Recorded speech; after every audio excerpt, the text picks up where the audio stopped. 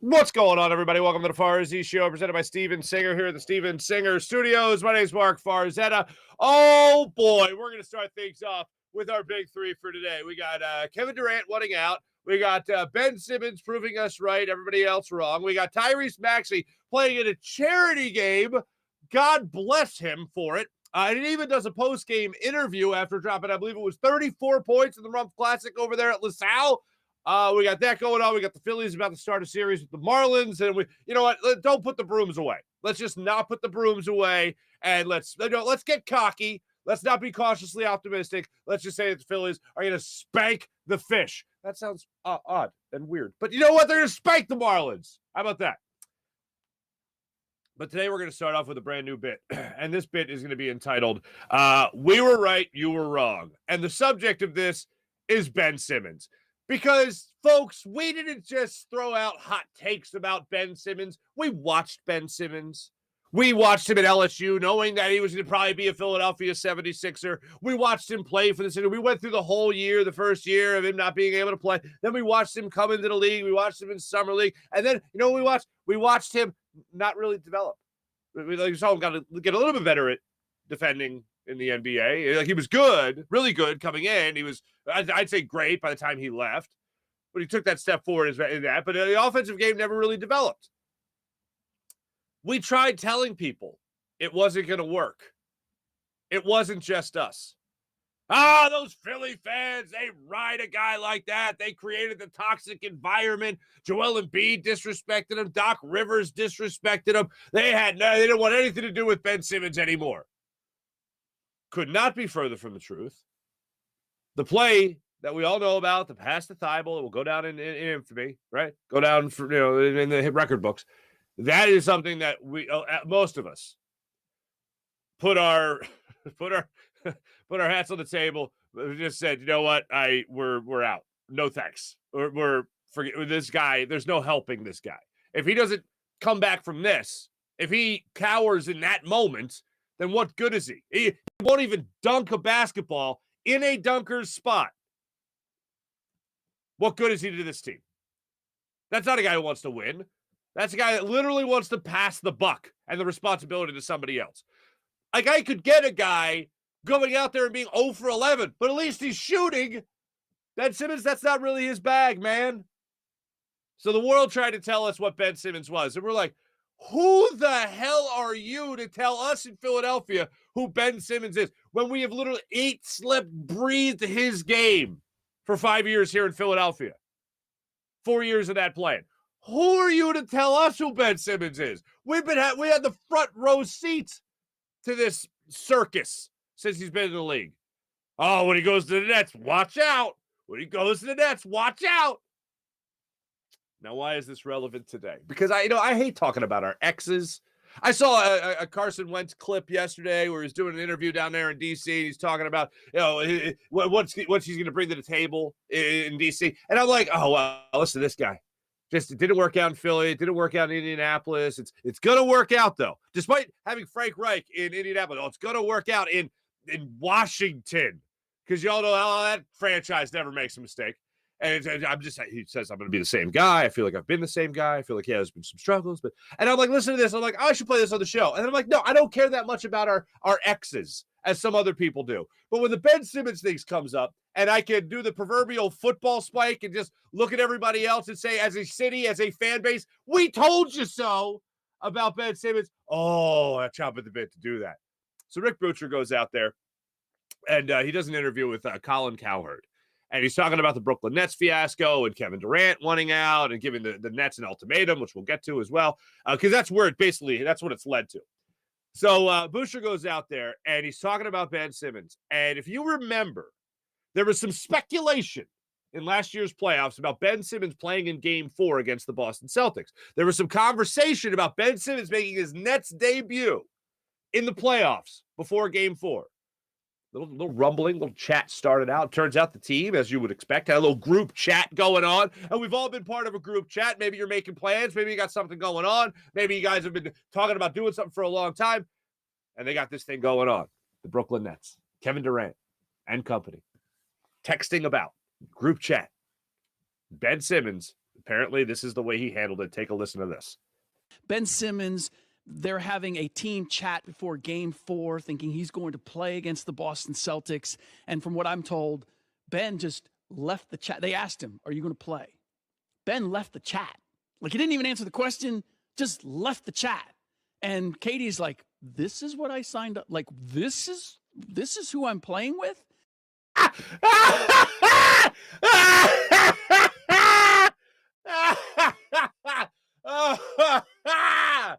Woo-hoo!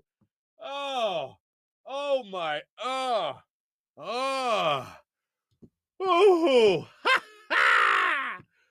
oh, that is great. Wow. Oh, we told you so. Oh, that is just, that is rich. That is rich in comedy. Whew.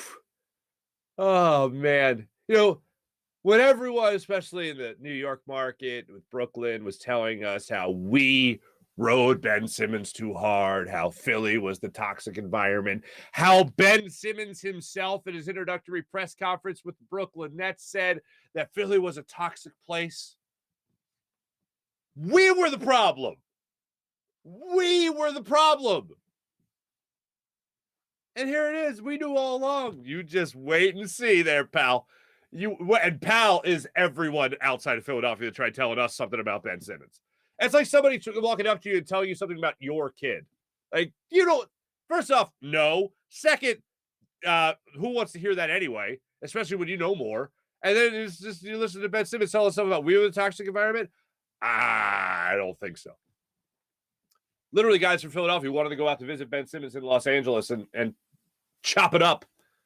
Even Tyrese Maxey, who was working out with Ben Simmons. And Ben's like, "Nah, man, let me save you a trip. Save you a trip. Yeah, don't bother coming out here." Doc Rivers reached out to Ben Simmons the day after we played the cut the other day about him talking about with Vince Carter. Oh, I talked to Ben right away. Apparently, it was too late. Even before then, though, Ben said he wanted out of Philadelphia. Well, Doc Rivers had nothing to do with it. As far as that goes, I just doubt it. I highly doubt it. But just remember, we were the problem, not Ben Simmons. We were the toxic environment. Ben Simmons didn't help create a toxic environment, which it apparently seems like he has done in Brooklyn with the Nets. Because after you leave a chat, we all know what that means. You don't want to hear it. Like, if you ever leave a chat, I've never left a chat.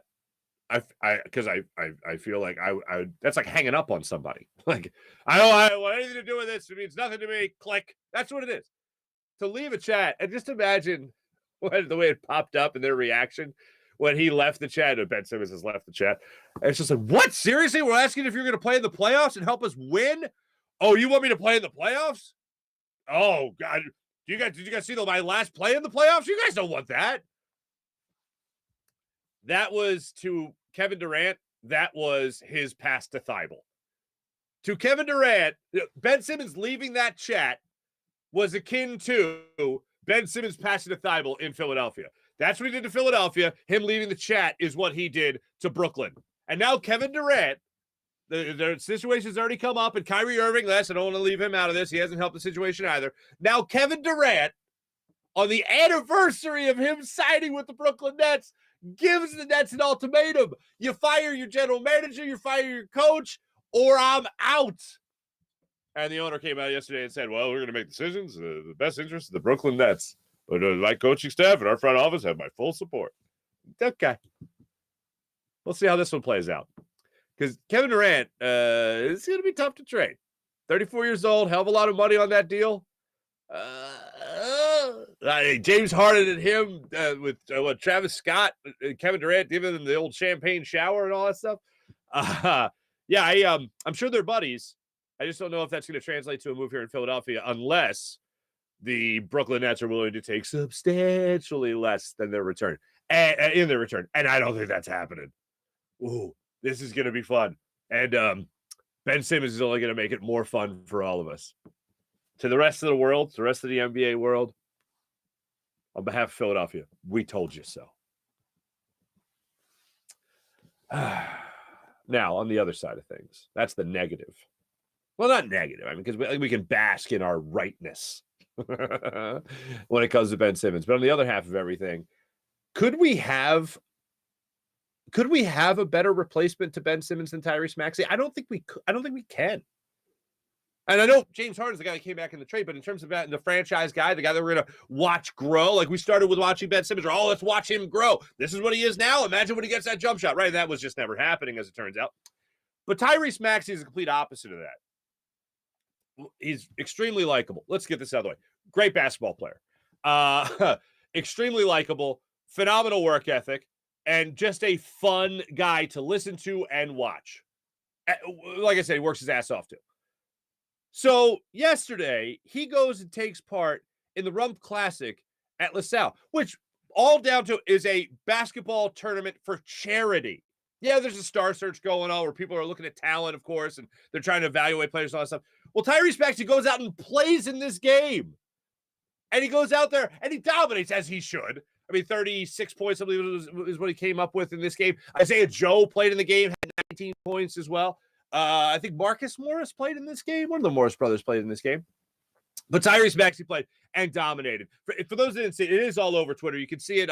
You'll see the I think the hashtag Rump Classic. But here is Tyrese Maxey last night taking it to the hole on some poor fella.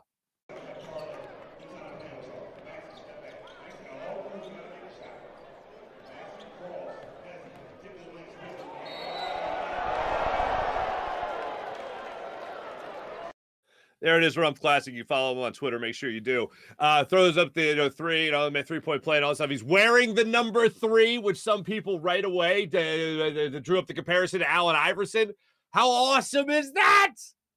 And he did look good. He'll never wear it with the Sixers, I get it. But he looked like he was just having a lot of fun out there. And yeah, there was some step back threes. There was cuts to the basket like you just saw. And it was just fun to watch him again. But the whole time I'm thinking, this is awesome, but what are you doing? But this is so great, but what are you doing? And I'm like, well, the man's still got to practice, but why is he playing in this game? And I'm just like, you know what? I'm not one to be terrified of injuries. I don't live my life in fear of injuries, not for other people, not for myself. Maybe my kids.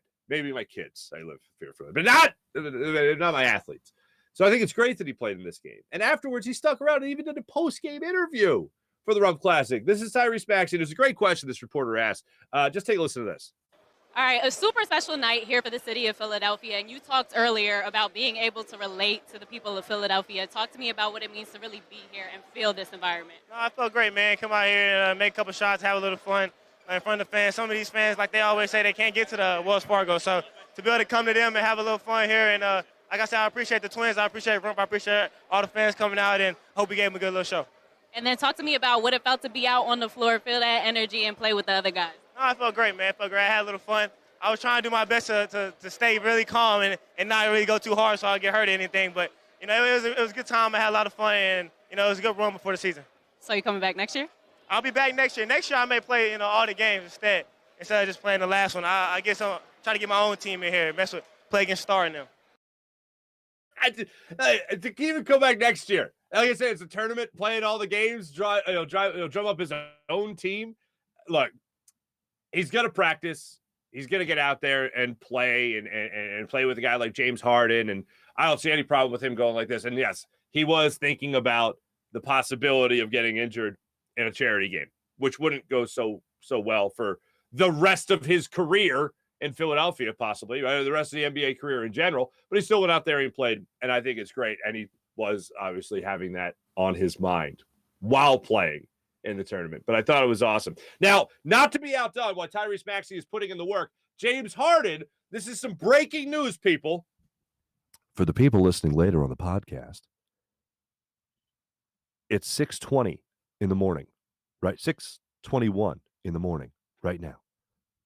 For the people watching, for the people watching later, at the time I say this, it's 6:21 in the morning. But look at this, not to be outdone. James Harden tweeted at 5:43 in the morning. Saw this right before we went on here. Rise and grind. Tweeted from James Harden. James Harden probably saw the highlights of Tyrese Maxey last night when he was sipping his new wine. And he went, you know what? I can't be outdone. I'm going to be up by 5:43 in the morning, and I'm going to get at that gym, and I'm going to hit the weights, and I'm going to be shooting my 1,000 jumpers, and I'm going to be getting all that in today. And I can't be outdone by that little fella, Tyrese Maxey. No, sir. James Harden, right now, live, while we're here, is somewhere working out. Now, is he talking about rise and grind? And the grind is, we know what the rise is. The rise is he's awake. The grind is it, A, he's working on his wine label. B, his chain of taco restaurants in Los Angeles and New York, and coming soon to the Midwest, I believe. Is he working on his gym that he owns in Houston area? Or is, final option, is he playing basketball right now, working on his game?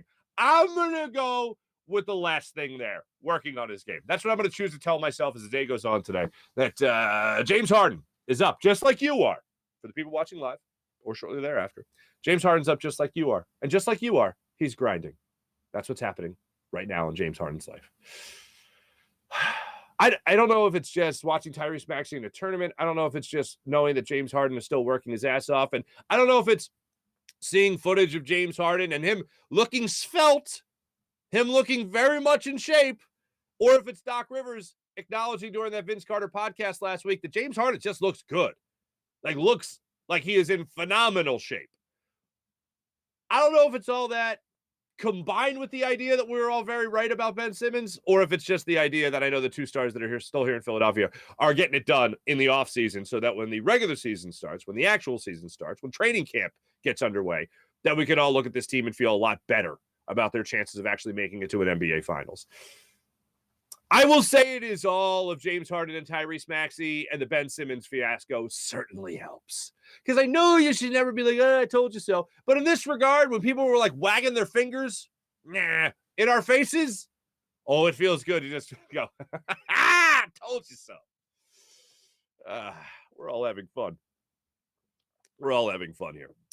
Ladies and gentlemen, let's fast forward out of the basketball world right now and talk about our football team, because I want to go over something I saw from our friend Dave Zangaro not too long ago. And that is the Eagles' first unofficial depth chart came out last night. And there's one or two things that I just want to go over on it. And Dave pointed out, Dave Zangaro, NBC Sports Philly. By the way, Eric Emmanuel, ERock, will be joining us. I consider ERock to be a great source for the fans. I feel like he always has his finger on the pulse of the fan base in this city in terms of the emotions that they go through, emotions that maybe I've been a little jaded through the years to understand. So I like to go right to the source when it comes to that. So he'll join us a little bit later to talk all things Eagles. But I'm looking at this depth chart, and I don't want to put the whole thing up there, but bottom line is what matters most, I think, is the offensive line.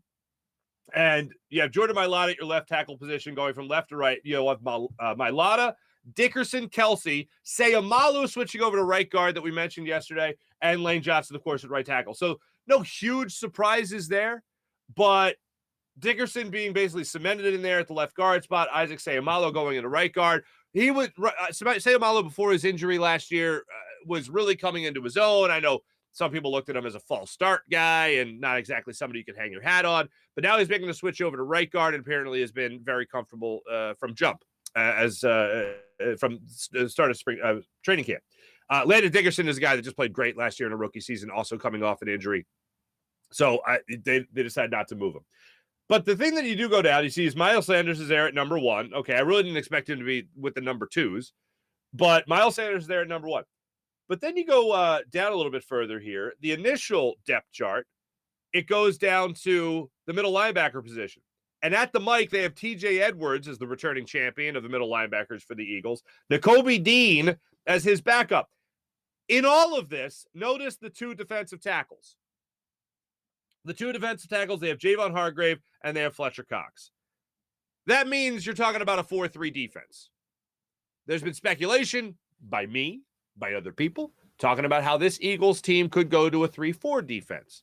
I think you're going to see a big mix of all of it. I think you're going to be seeing the 4-3. I think you're going to see the 3-4. I think you're going to see 3-4 under. And I think when you have linebackers like this, and I had an opportunity to catch up with Nakobe Dean a couple days ago, talking about versatility of these linebackers, I think you're going to have a lot of opportunities where TJ Edwards and Nakobe Dean are on the field at the same time. Then you have Hassan Reddick listed as the Sam linebacker. He's going to be an edge rusher for the most part, I think, despite the fact that this is a 4-3 defensive front. And then you have guys like Kazir White, who's out there playing the will spot. that's all stuff that's good, and it jumps out to me. A couple things that were solidified. One, the offensive line. Two, the 4-3 defense. And then the last thing here, if you look on the depth chart, I wasn't really surprised to see anything there with the wide receivers. We've talked about that at length. But if you look at the bottom of a depth chart, it talks about the special teams. Jalen Reagor is your kick returner and your punt returner.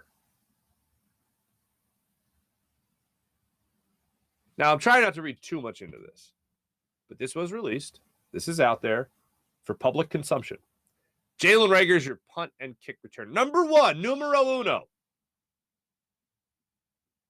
I don't mind that. I think Kenny Gainwell's going to have a big role in this offense. I think Greg Ward is a pretty sure-handed guy, and I don't know if the Eagles are going to give up on him, despite the fact that they have bolstered their wide receiver position. But if the Eagles are going to at least give you the excuse, well, he's a first-round pick, and he's not a guy that we want to just give up on. But you make him a kick returner or a punt returner, I'd rather him take some of those unnecessary hits. And let's face it, is kick returning, does that even happen in the NFL anymore? Do people even return kicks? I know they return punts sometimes. They got enough open space. But if there's a position there that I don't think he's going to hurt you, that's the position. If you can concentrate on one thing, you had one job, then I think that would be it. Okay. It didn't bother me. That's what some people just get rid of him. And I'm like, yeah, I will do that. I'll get rid of him. But do I really want to put Kenny Gainwell in harm's way? I don't think so. I don't want to do that. So a couple of things that jumped out was the offensive line, the linebackers, the 4-3 defensive front there, and also Jalen Reagor being number one in something, which was punt and kick returner. That's where he was at as far as that goes. So I just wanted to give you a quick up and down there.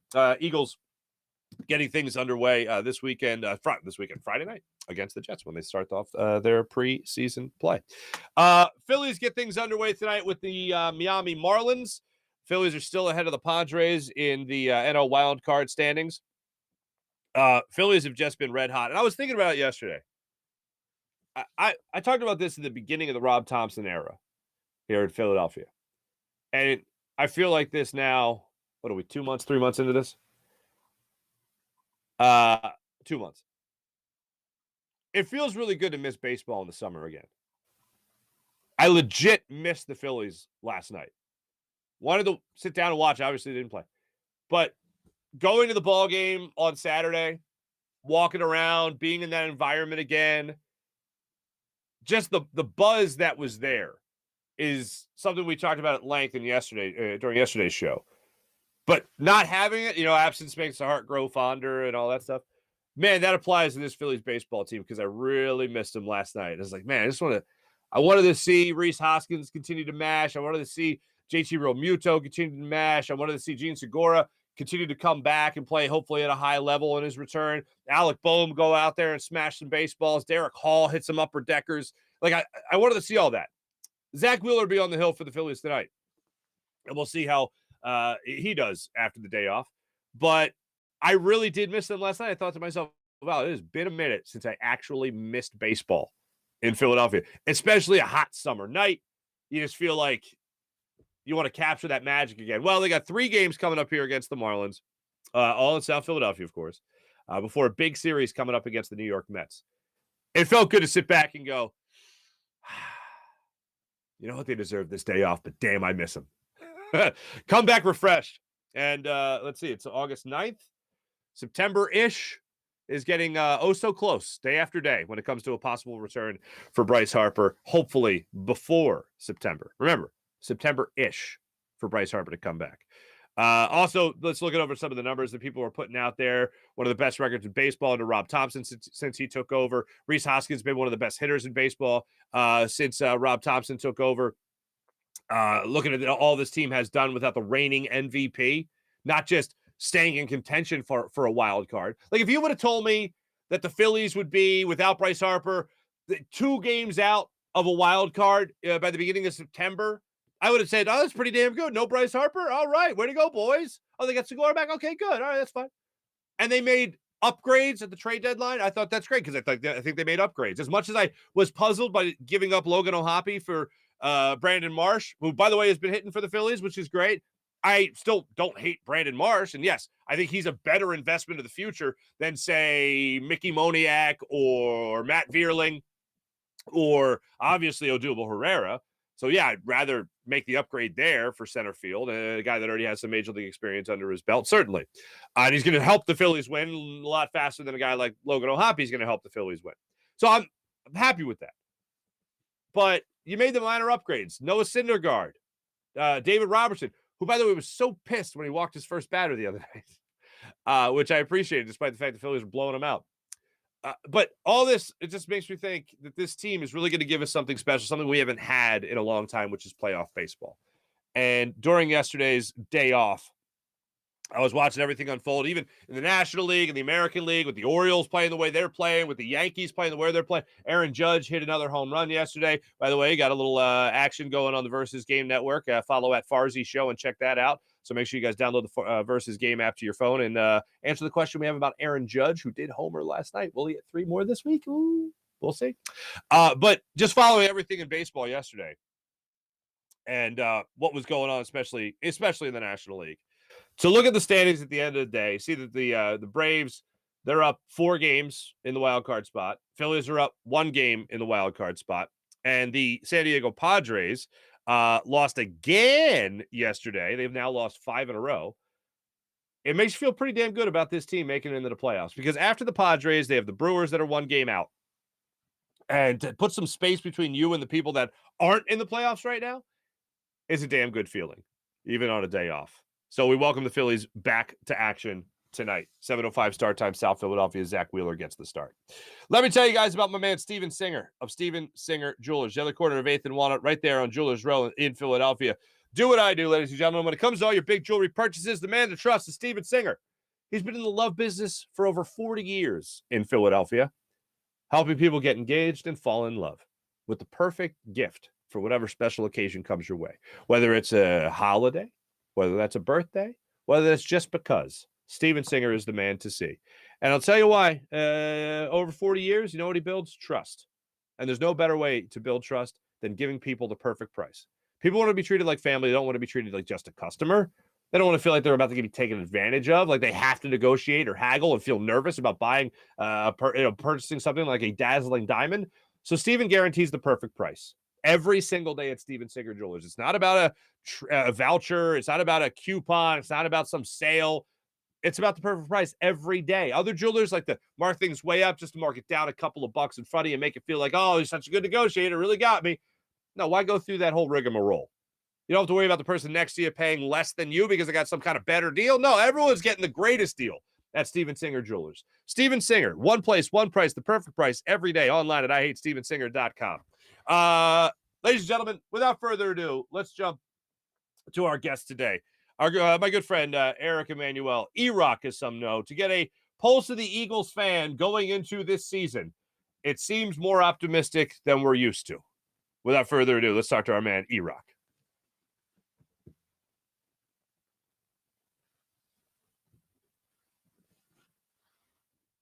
And joining the show right now, one of my favorite people to talk to, a guy that just always has his finger on the pulse of what this fan base is talking about. The one, the only, you know him as ERock. I know him as ERock. His real name, Eric Emanuel. ERock, what's going on, brother? Farzy, it is so good to see you again, my man. You're doing big things. You're looking good. The family's good. I mean, it's such a treat to be on again, and thanks for having me. We have always meshed well, my friend, and I'm thinking to myself, you know what? I'm not in the call-taking business anymore, right? I'm on Twitter. I see the people talking, and that's basically my interaction. You, to me, always are a great representative of this great fan base. I just want to run this one thing by. It's definitely a support of the Eagles, but it also plays off of what we dealt with the Phillies over the weekend with Alumni Weekend in terms of almost everybody to a man of the alumni that went into the booth talked about how the fans helped them here. They demanded nothing but my best when I played here. And then 30,000 people show up in Lincoln Financial Field to also support that theory, this time in favor of the Eagles. And you got A.J. Brown tweeting out how great it is. You got other guys tweeting out how great it is here in Philadelphia. Where do you think that comes from, that passion that people have in this city to not just show up for sports, but also at the same time add that little extra added motivation? Listen, Philadelphia is a unique place, and before I ventured out of my home stadium, Lincoln Financial Field, probably as recently as only 5 years ago, I always thought, like, whenever you hear them talk about Philly fans and how intelligent they are and how passionate they are and how they always sell out, I always thought that was kind of fluffing ourselves up, right? Because you see them at the end of the Stanley Cup finals and they raise the cup and say, this is for the best fans in the world. And the NBA finals, they take that trophy and hold it up and say, this is for the best fans in the world. But I'll tell you, man, that A.J. Brown tweet might have surprised a lot of people. It did not surprise me because I've gone to Baltimore and Tampa and LA and I've been all over the place and I've seen firsthand how Eagles fans take a stadium over when it's not even their stadium. You know what I mean? So having 30,000 fans at the Link watching a glorified walkthrough, because that's what it was, does not surprise me in the least bit. And I think it's universal, whether you're Sixers, Phillies, Flyers, Eagles, you'll always have that alumni that look back and say, you know what, for as much as we kind of got it at times from the fans, that was a pretty cool place to play. What was it like at the Lake? Was it as electric as it seemed, for albeit, as you termed it, a glorified walkthrough? Yeah, the Eagles do a phenomenal job of putting on a show for that one night. And I know we kind of say one night, and I guess we're old timers now because we remember going back to practice at Lehigh when you could literally take a vacation for a week. Right. We're old because you and I are both bald. We have children, and we remember Lehigh. Oh, you beautiful bald bastard! You. Yeah, we remember it. So like when we think about one practice at the stadium, we kind of like, that's cool. But for some fans, that's the only time that they go and get to see their team up close. Maybe they don't go to preseason. Maybe the regular season's not in their budget. So the atmosphere is energetic because for a lot of fans, this is the only chance they're going to see their team up close. Mm-hmm. You don't feel like you have to take the hat off. You look good either way, brother. You look good either way.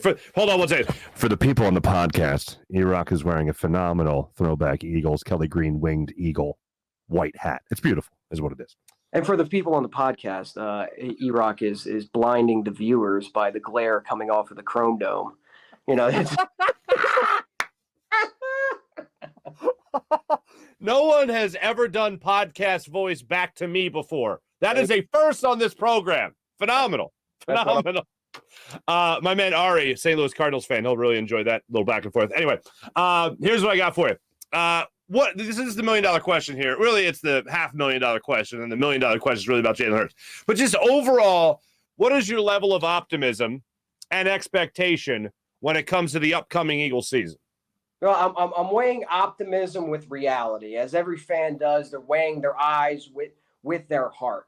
I firmly believe, and I'm sure we're going to get to the quarterback position, right, that if you were to stick any – I don't want to go easy Brady, Mahomes, Aaron Rodgers and stick there. But let's say you take a Josh Allen or a Lamar Jackson or a Justin Herbert out there in L.A. and you put them on this team. This team should be a Super Bowl contender.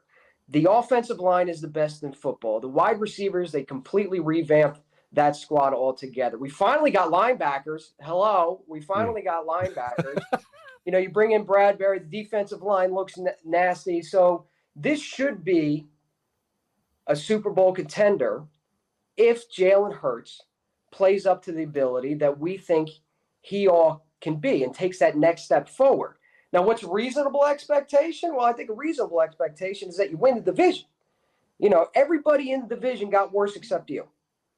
Cowboys lost a lot of players via free agency. Giants, I like what they did with their coaching staff, but other than that, they got a long way to go. You can't convince me that a Carson Wentz-led Commanders team is going to win the division. The Eagles, by and large, are the only team that genuinely got better. So if they made the playoffs last year, right, the expectation, I think, should be you win the NFC East, you host yourself a playoff game at Lincoln Financial Field, you win said playoff game, and then whatever happens in the divisional round happens in the divisional round. Of course, the biggest question mark is, we all know it. Yeah, that would be Jalen Hurts, fella. What's that? I would be that Jalen Hurts fella. That would be that Jalen Hurts guy that they seem to be talking about all the time on the radio. Yeah, that would be him. Well, all right. So let's lay it out for the good people. Let's lay it before them. Mm-hmm. I have said many times that I think Jalen Hurts will take a step forward. I don't know if he'll be an MVP caliber player like a Lamar Jackson, who you referenced earlier, but if you could at least get a Justin Herbert with this defense and these weapons, because you're right, A.J. Brown, I think, completely changes the dynamic of the offensive skill or the wide receiver skill set here. I think he is going to take that big step forward. I think this team is going to be a playoff team. I think they are going to win the division. I think they're going to win at least 11 games in the upcoming season, at least 11 games. Quote me on that. Where are you when it comes to Jalen Hurts, and where do you think the rest of the fan base is as well? I think they're right around that 10-11 win area. I mean, when it was 16 games prior to adding that additional game, like there was a pretty definite line between a 9-win team and a 10-win team, right? 10-win team should win you the division, especially if you got 11. Okay, you're right there. I think 10-11 is where you got to be nowadays to sniff winning the division. So I'm right there with you with the 11 wins. I predict 10, but I'm even trying to be a little bit reserved. I expect them to have a winning record, and I expect them to win the division. And my message to my audience on social media prior to last season was no expectations. Let's just go into it and just enjoy football. New head coach, practically a new quarterback, new defensive coordinator. Right? This year, I have expectations, not only of Jalen Hurts and taking that step forward, but what the team is literally in the front office has literally done around him. There's no reason to not have expectations that Jalen and the team to take that jump.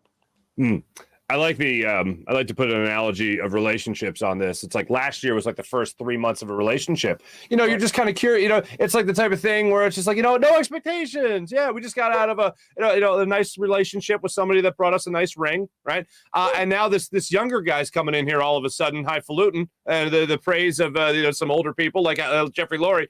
And it was like nice 3 months, nice first season, and now it's like, okay, not only do it again and be great, but Jalen Hurts has to be the guy that you have to decide whether or not he is the Mr. Right or Mr. Right now, which is a thing we've talked about now for 2 straight seasons. So when it comes to just Jalen Hurts, we talked about the improvement. Do you think at the end of this year, are you optimistic enough to look at Jalen Hurts and say to yourself, this guy's going to get another chance to be the starting quarterback here? And if not, not just the starting quarterback here, but the franchise guy for at least 4 more years. Right, because that's a big question because he wasn't a first-round pick, right? Right, second rounder.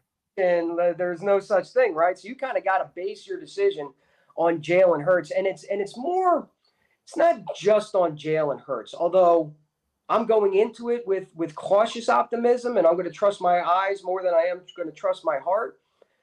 But it really is the team that they built around him. Like, let's face it, this defense couldn't stop anything last year and was on the field way too long. So they're going to have the ability this year to get the ball in his hands more. They've brought in Pascal. They brought in A.J. Brown. They brought in some legitimate wide receivers to help bolster this core. So he should have more passing options where teams can't necessarily double on Goddard or Smitty at all. I also think it's the offensive fit because one of the biggest takeaways that I walked away from in open practice was that there wasn't a lot of throws down the field. And open practice to me verified a lot of what the beat writers have been saying. Because again, we're old timers. We remember Lehigh. We can't go see it ourselves, right? We can't see it for ourselves. We have to rely on what the beat writers are saying. It kind of verified all that. A lot of slant routes, a lot of short passes. Didn't go down the field very deep. A lot of run plays, a lot of Jalen Hurts escaping the pocket.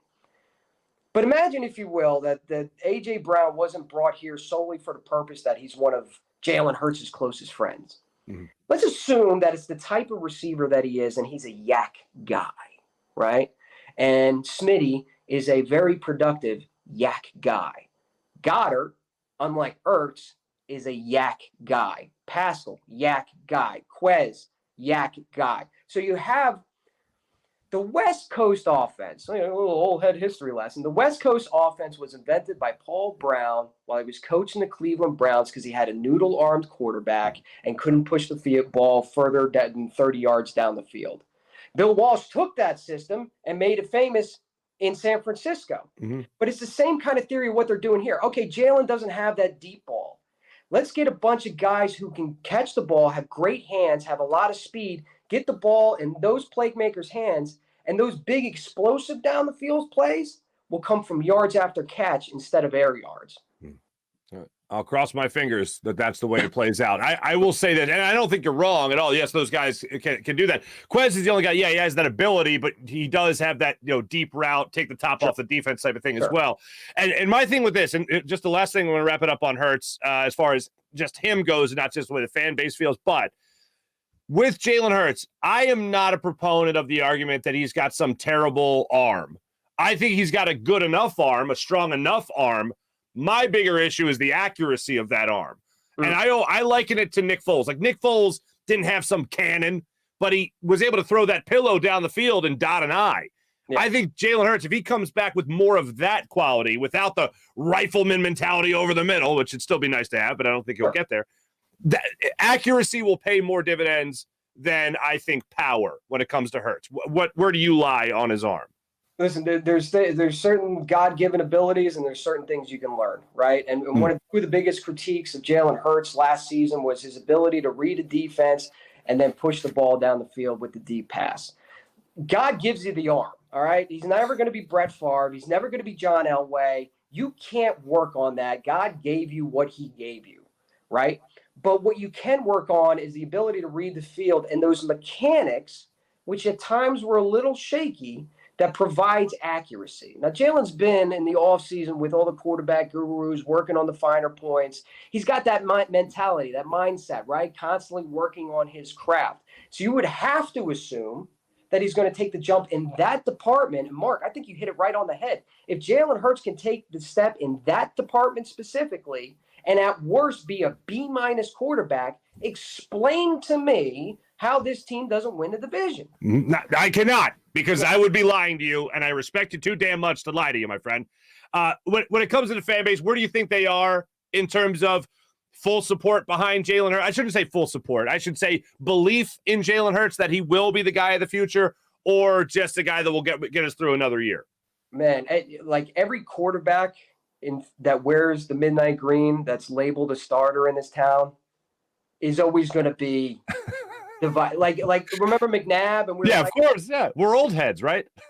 and then remember Foles, and then remember like it's always going to be a division of people that either fully support him or want to see the Eagles move on from the starting quarterback. That's all. And this quarterback is no exception. And in fact, because he's kind of unknown, and we're arguing those ceilings and those floors and what is he and what isn't he, I think it's more divisive than anything else. Bottom line is prove it. W's matter. You know what I mean? Points matter.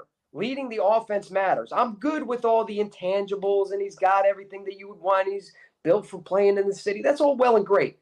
Now we need to prove it. Now we need to prove it on the field, and I think he will. Okay, I'll take it. If you would indulge me for a second here, if you would humor me for a second, I think of all the people fighting for positioning in the preseason, I think they're just battling for second place because you, my friend, have won. You have already won the preseason.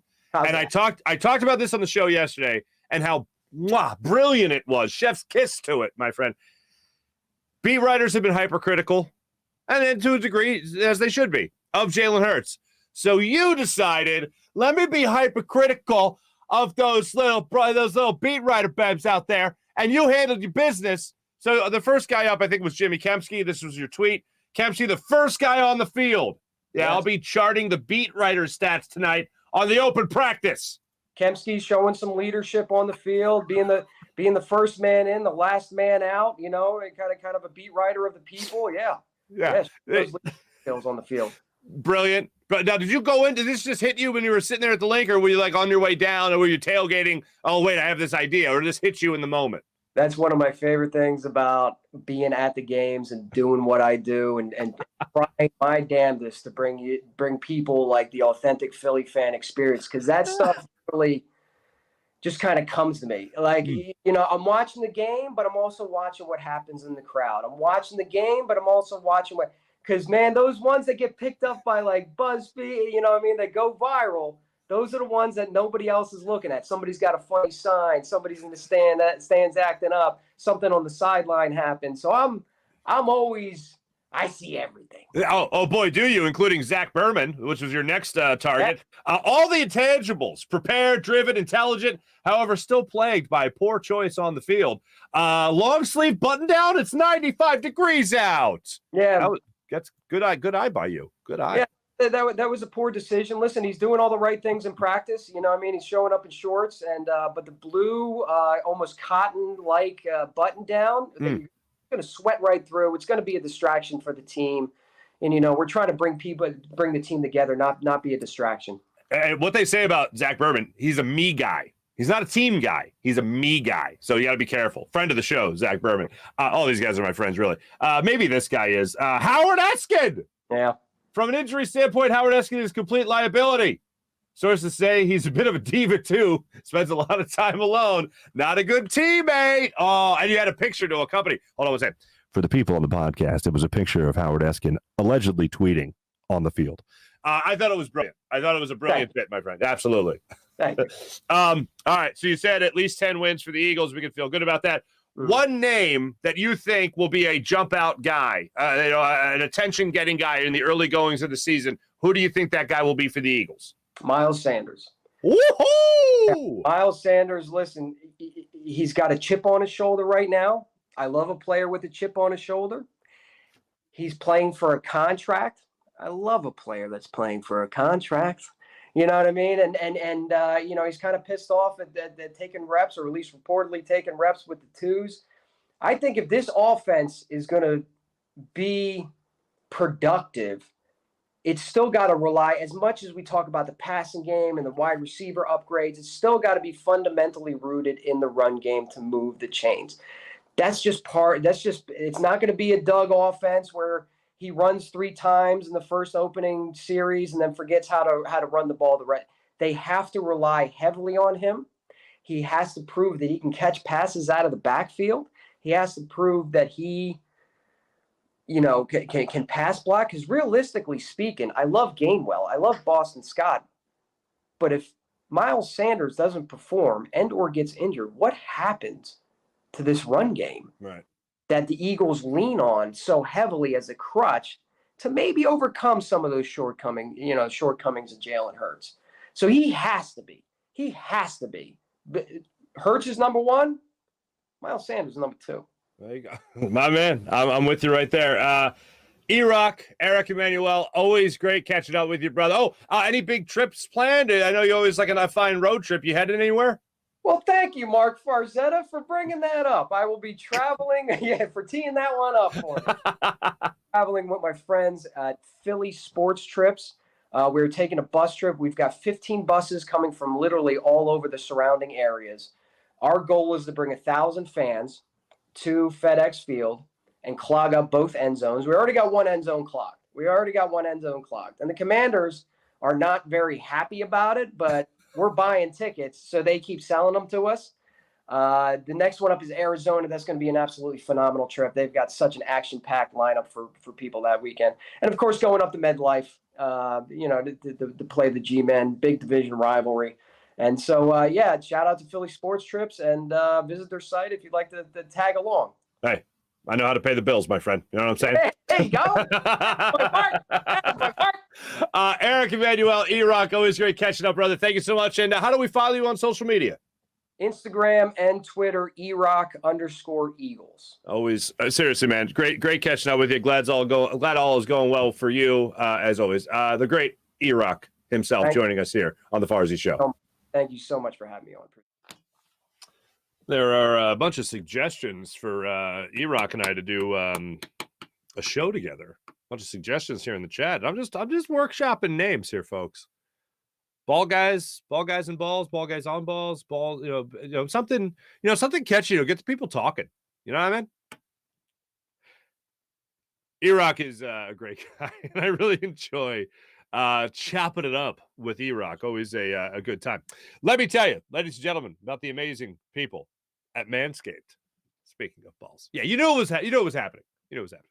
How about the Platinum Package 4.0 for the people at Manscaped? Because people, fellas, you want to look good everywhere, right? That's where Manscaped enters the chat. Their Lawnmower 4.0 trimmer is amazing, and it's included in the Platinum Package 4.0, as well as a Weed Whacker ear and nose hair trimmer, and it all comes with skin-safe technology that helps reduce the risk of nicks, so you can manscape with confidence and comfort. Plus, the Ultra Premium Body Wash 2-in-1 shampoo, conditioner, deodorant, Crop Preserver anti-chafing ball deodorant, Crop Reviver ball spray toner. What? Yeah. Anti-chafing boxers, and the Shed travel bag that'll hold all the goods you'll be using to take care of your goods with Manscaped. Manscaped is the leader in below-the-waist grooming, and now you can trust them with the whole shebang. Join the 4 million men worldwide who trust Manscaped by going to manscaped.com for 20% off and free shipping. That's manscaped.com and 20% off. You see it on the scroll below. And free shipping with promo code Farzy. How about the amazing people at Blue Chew? Ladies and gentlemen, if there's a problem in the bedroom, fellas, reach out to Blue Chew at BlueChew.com. Blue Chew is a unique online service that delivers the same active ingredients as Viagra and Cialis, but in chewable form at a fraction of the cost. But Blue Chew's tablets, might be thinking, I don't like swallowing pills. Well, they're chewable. So it's not just a clever name. And Blue Chew is always discreet. They help men with all forms of ED. And again, they're an online prescription service, so there's no embarrassing trips to the doctor or pharmacy, as Blue Chew ships right to your home in a discreet package. Now, what's the Blue Chew process, you ask? It's very simple. You sign up at BlueChew.com, consult with one of their licensed medical providers, and once you're approved, you'll receive your prescription within days, and it's all done online. If you don't like swallowing pills, once again, no problem here. Blue Chew's tablets are chewable, and Blue Chew's tablets are also made right here in the good old US of A. So they prepare and ship directly to your house, and they're cheaper than a pharmacy. Once again, here's the special deal for our listeners and viewers. Try Blue Chew free when you use promo code Farzy. Try Blue Chew free when you use promo code Farzy and just pay $5 shipping. That's BlueChew.com, promo code Farzy, all one word, to receive your first month free. Just pay $5 shipping. How about Freestone Farms CBD? That's FreestoneFarmsCBD.com, where you can get 20% off at checkout with promo code Farzy. You'll absolutely love it. If you like CBD, you'll love Freestone Farms CBD. If you want to try CBD, FreestoneFarmsCBD.com is where it's at. Their menu is something that you'll absolutely have to check out, with strains like their insane tropical tasting Bayox that clocks in at a chart-topping 24.1%, and Super CBD, which is half Hindu, Kush, and 21%. The genetics of these guys, they just don't get any better. They grow all their premium hemp flower in the Garden State with all organic inputs and IPM, so there's absolutely nothing synthetic from farm to jar. And after harvest, they carefully preserve all the plant compounds with a perfect 3-month cure. Just one look or smell is enough to let you know that it's CBD done right. And it's a great product for anyone taking a more natural approach, anyone that's looking to take a more natural approach to everything that they put in their body. And like I said, 20% off at checkout when you use promo code Farzy. That's 20% off at checkout when you use promo code Farzy at FreestoneFarmsCBD.com. How about PHL Sports Station, Philadelphia Sports Station, enhancing all your Philadelphia sports fan experience across all social media and blogs. I saw Eagle Sport, before I get into the group chat, from our friends there at PHL Sports Station, I saw they put out a tweet yesterday. That was just brilliant. And it was talking about the Eagles' offensive line. We talked about it with the depth chart, and it was talking about how Eagles have had guys coming off of injury, guys that are rookies coming off injury. Landon Dickerson last year, Lane Johnson, who had his mental health issues last year. Like, basically, last year they were a great offensive line, yet they went through a boatload of turmoil, adversity last year. This year, everyone's here. Brandon Brooks retired. And you still feel like this team isn't going to miss a beat. Isaac Seumalo is going to be a right guard. You still feel pretty good about that, with Lane Johnson being out there. Now let's jump in. So just check out that chat by our friends at Eagles Nation. You guys will enjoy that. Now let's jump into our chat check, ladies and gentlemen. Let's see what the good people are up to today.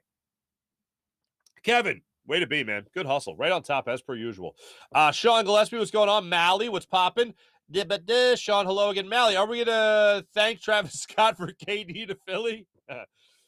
We just might. We just might. I mean, if you're the owner of the Nets, what are you doing? Are you going to change everything for Kevin Durant? Well, I think you are. Or you're totally just going to say Steve Nash and, well, gosh, I'm blanking on Sean Marks.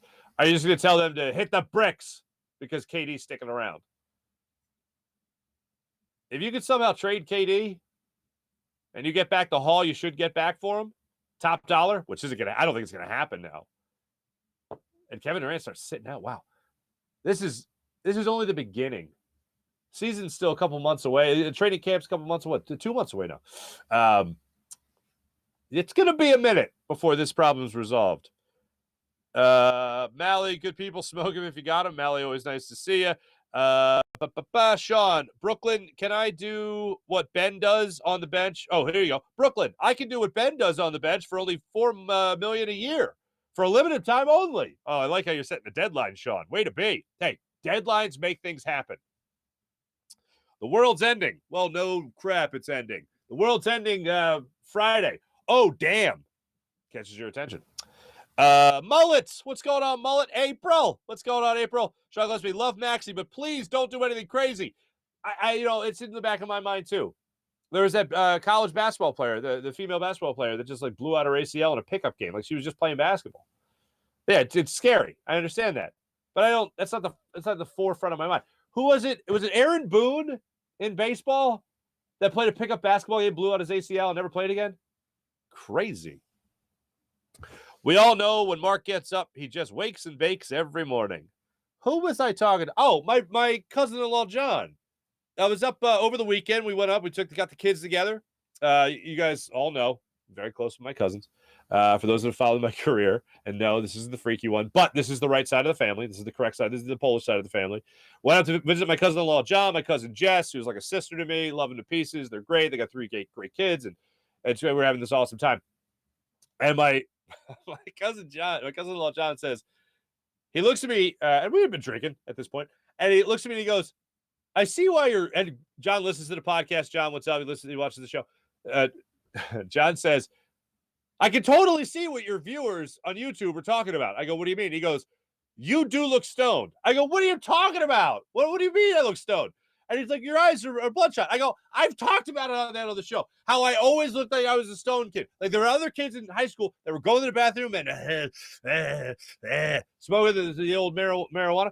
And I wasn't. I was pretty damn straight. I was straight edge as hell. And I just always have the bloodshot eyes. I don't know if it's because I'm yawning often. I don't know. It's because really even in high school, I didn't sleep like I don't sleep now. Like in high school, I was always staying up. I would watch Letterman. I'd watch Conan. And then I'd watch some of the rerun of Jay Leno, of The Tonight Show. That's what I was in high school. So that's like 2 a.m. And, the bus came at 7:45 or something. So no sleep has kind of been my thing throughout my life. So just know that you guys aren't crazy. If John sees it, then there you go. By the way, I was so jealous because you guys know I really like working with my hands and woodworking and stuff like that. I dabble. Well, John's like the real deal. He's like a pro. He bought this house. I think the house was actually originally built in the Stone Age, and he's fixing it up. It's really nice. It's pre-Civil War, this house he bought. And he is doing a hell of a job on it, man. I saw the workshop. Jealous. Oh, so jealous. Anyway. But yeah, so he told me I look stoned. I could see why he could see why you guys would see that in my eyes every day. Mally, I'm talking to you. Mallet, Ben, rise and recline. I like that, as opposed to the rise and shine from our friend James Harden.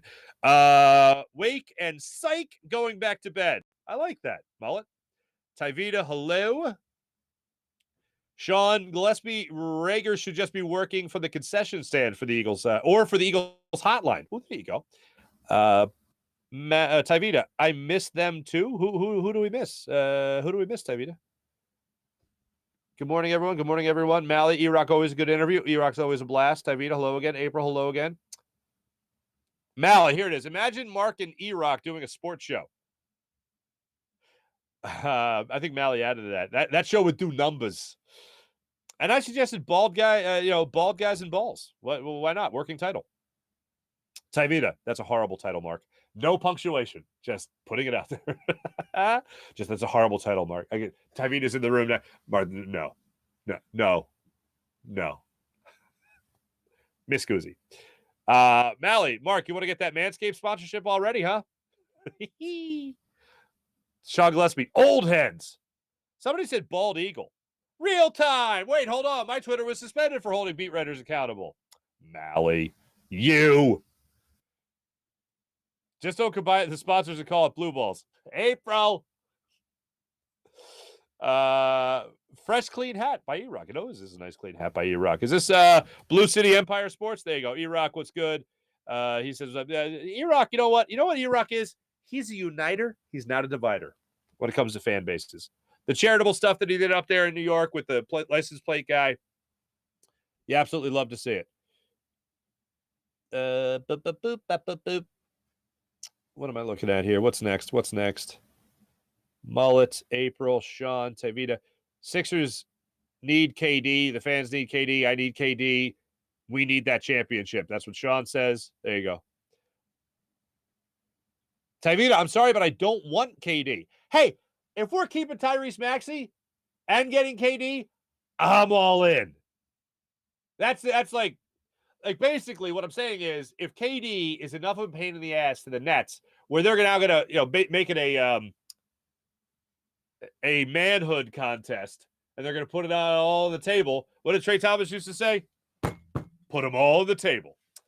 If that's the way it's going to be, and the Nets just want to get rid of Kevin Durant, which would obviously be stupid, but if that's what it comes down to, they just want to get rid of him and keep Nash and keep Marks, which again, I don't think that's what it's going to, but we've seen crazy things happen, and the Sixers could somehow keep Tyrese Maxey. Oh, yeah, Kevin Durant, come on down.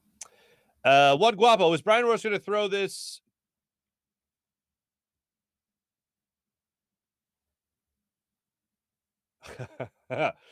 One Guapo, what's up, Guapo? Is Brian Windhorst going to throw on his cape to save Ben Simmons? He might. Bald Eagles, mullet. That's a good title. Bald Eagles, brought to you by Manscaped. I like it. Tyvita is, if that's at Max's expense, no thanks. I hear you. Jim Grassmeter, what's up, Jim? Rager would drop all the sodas at the concession stand, and nobody wants that. Sean Gillespie, I love Maxey, but for KD, I would love him even more just in Brooklyn. Yeah. Keep Maxey and get KD, chip or bust 100. There you go. That would be pretty amazing. Thanks, everybody in the chat. You guys are wonderful as per usual. Now let's jump to the Morning Rush brought to you by Sky Motorcars, skymotorcars.com. We're going to get to the Phillies conversation in just a second because the conversation, just the Morning Rush, brought to you by Sky Motorcars. But here's what we got right now. Tobias Harris, ladies and gentlemen, got married over the weekend, and I regret I didn't talk about this yesterday on Monday's show because it was a missed story. I missed it, but here he is with his lovely new bride, Jasmine. I remember when these guys got engaged a little bit ago. I believe there was a saxophone player and rose petals and candles on the beach, and then that's how he proposed. How beautiful is that? Well, here's the happy couple in People Magazine. Remember magazines? That's People Magazine. Look how lovely she looks, and he looks handsome. Look at that. That's so nice, right? Well, it turns out Tobias Harris tweeted about it and said, "Today I get to marry my best friend."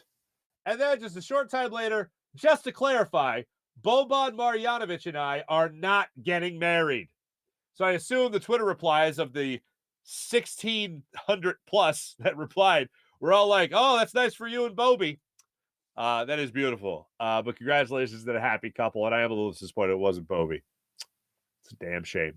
Conversation started up. We'll examine it a little bit tomorrow when it comes to Paul Reed, whether or not he is going to be the guy to back up Joel Embiid, whether or not he's become a legitimate backup NBA center, at least. We'll talk about that. And whether or not the Sixers should go and try to acquire Bobby, just for our own funsies. Sixers, we got some time to talk about them, but the Phillies are back in action tonight. 7:05 start time against the Miami Marlins. I gave you guys the starting pitching yesterday, but here is again, Zach Wheeler gets the start for the Phillies. He'll go up against the lefty. We'll get the start today for the Miami Marlins in South Philadelphia, and that's Braxton Garrett. He's 2-5 on the season with a 3.88 ERA. 2 starts ago, I believe he gave up 5 runs, so he's bouncing back from that. He had a better start last time, only allowed 5 runs, and 2 runs in 5 innings of work. So that's what he's got for you tonight in South Philly. Hopefully the Phillies keep it rolling. Thanks for watching. Thanks for listening. My name is Mark Farzy. This is the Farzy Show presented by Steven Singer of Steven Singer Jewelers. Jim Hyden produced the program, did a wonderful job. This is a Buzz Sports Entertainment production. My thanks to ERock for joining the show today, talking all things Eagles. In closing, one last time, to all of basketball fans in all the world. Philadelphia was right about Ben Simmons. You were wrong. Have a great day, everybody. Take it easy.